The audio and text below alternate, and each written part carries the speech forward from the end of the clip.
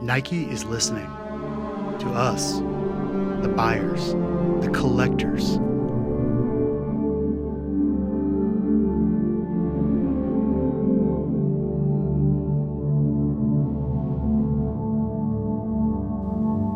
First it was the shape, so they gave us the 85 cut, but then we started focusing on the little things.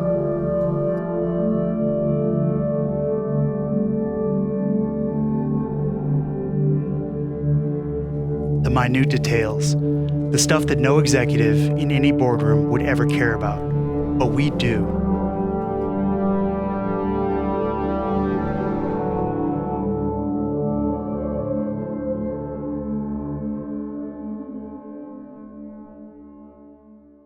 What's up, guys? Welcome back to the channel. It feels good to be back.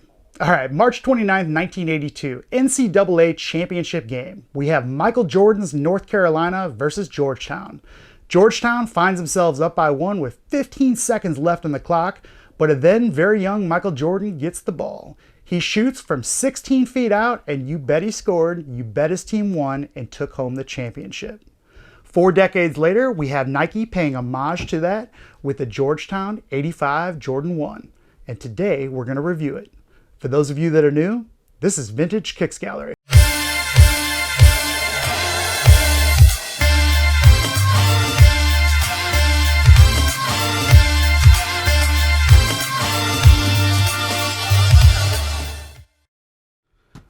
All right, so we have the basic 85 box. I don't know, I don't really like the way Nike's doing this because they're doing the inverse of the way that the OG box looked. It's a little thing, but it drives me nuts. Other than that, there's not a lot to see. We've got the regular size label, but let's get into it.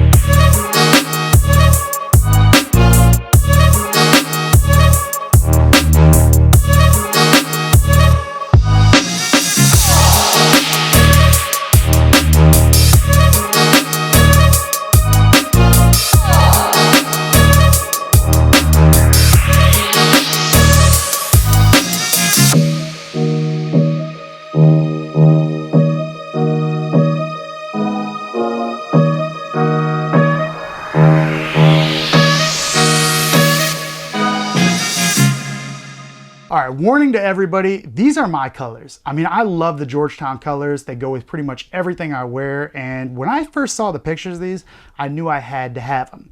When I first opened them up, I thought, wow, they look amazing. I'm looking through and, just salivating.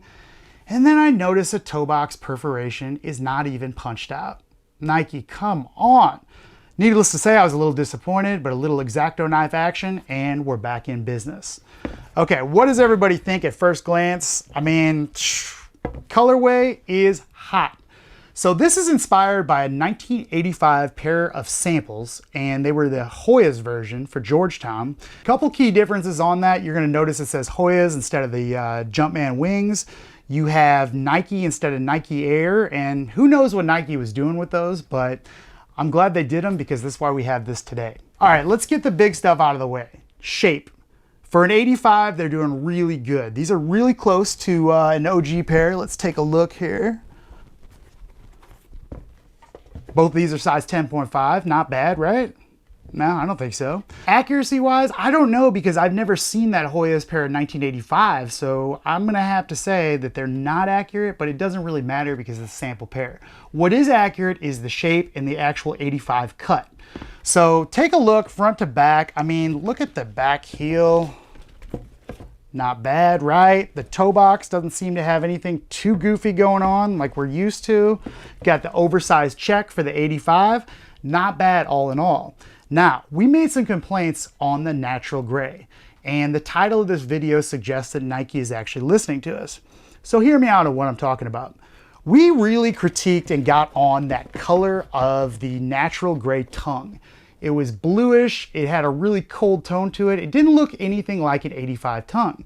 Nike obviously listened, because if you look at the tongue on this, they have the correct color behind here. Now, is it the correct material? No, but it's pretty close, and I'm really impressed that they listened to us.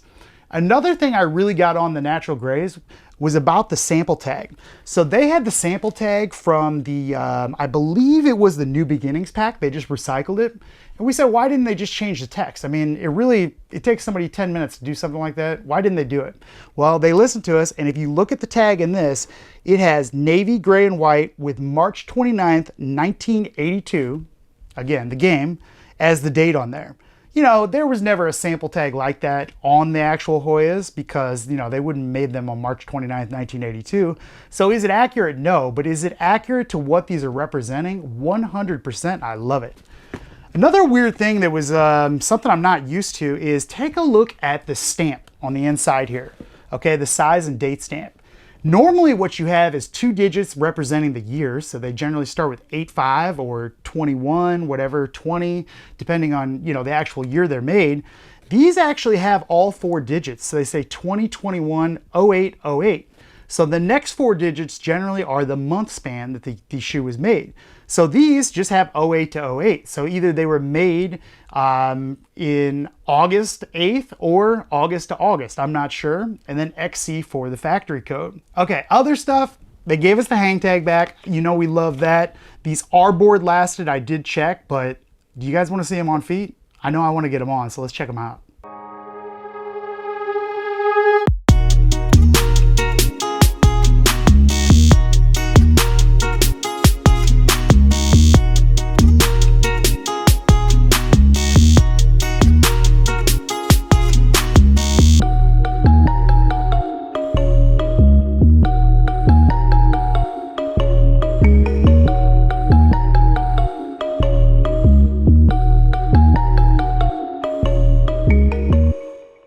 All right, after having them on feet, I'll tell you this. They fit true to size, just like any of the other 85 ones, any of the other retro ones. They fit basically like that. They are board lasted, as I said, so they're gonna feel a little stiff out of the box.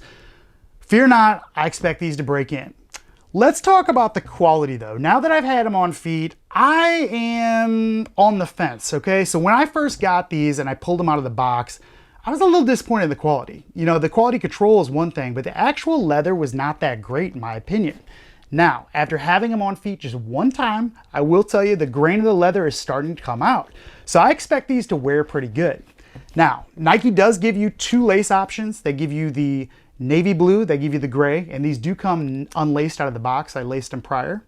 I'll be keeping the gray laces in here, but I may switch it up from time to time. If you guys want to see what they look with the blue laces, take a look here.